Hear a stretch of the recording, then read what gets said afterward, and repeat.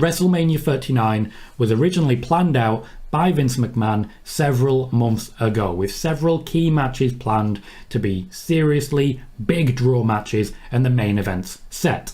Certain things were laid out and left to chance. Essentially, they wanted to get The Rock, but they've never been able to confidently say that that's going to happen. Roman Reigns' opponent was not set in stone, but certain people did have opponents set in stone. For example, Becky Lynch versus Ronda Rousey is something that was real hot in that creative team and something that Vince McMahon himself was pushing very hard. There was also a push for a very big Gunter match. Gunter was supposed to be anti-USA.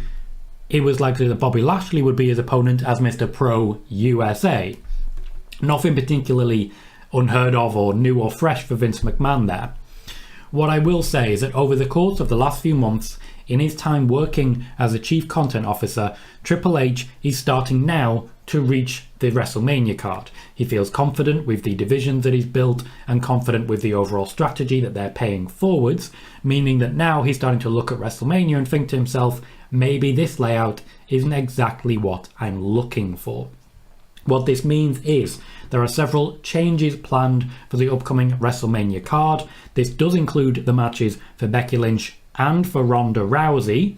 And while Charlotte Flair may be pushing for Bianca Belair, that is not set in stone either, as once again, that is more of a Vince McMahon push and something that Vince wanted. There is a reason that Charlotte Flair has spent a little longer to come back under Triple H, and that's because of certain redesigns that Triple H is looking for. The character is not as obvious under Triple H as she was under Vince McMahon. At this point in time, specifically due to the injury to Becky Lynch, the most likely Raw Women's Championship match for WrestleMania is Becky Lynch versus Bayley. That shouldn't surprise anyone. It is literally the title of the video, so I'd imagine that's a bit of a giveaway as to what it was planned to be. At the moment, Becky Lynch versus Bayley is our most likely Raw Women's Championship match. To get there, Bianca Belair would lose the Raw Women's Championship to Bayley, not be able to regain it, and Becky Lynch, would be the one to challenge. Most likely, this would mean Becky Lynch winning the Elimination Chamber, not the Royal Rumble. The Elimination Chamber, not the Royal Rumble. Now, there is still a push for Bianca Belair versus Charlotte Flair, and this would mean Bianca Belair winning the Royal Rumble. She would win her second Royal Rumble over, 3 years? So a second Royal Rumble in 3 years, thus allowing her the ability to say, I want to challenge that person, I want to challenge this person. There are also a number of other people who could be stepping up there. However, Charlotte Flair is not currently the SmackDown Women's Champion, and it seems unlikely under Triple H that she's going to come back and immediately win the championship, or that she's going to win the Royal Rumble. So Bianca Belair versus Ronda Rousey is more likely at this point in time, with Charlotte Flair involved elsewhere, potentially in a tag team match. One thing that may change that, however, is that there is a solid push happening right now for a tag team championship match involving Sasha Banks and Naomi versus Ronda Rousey and Shayna Baszler.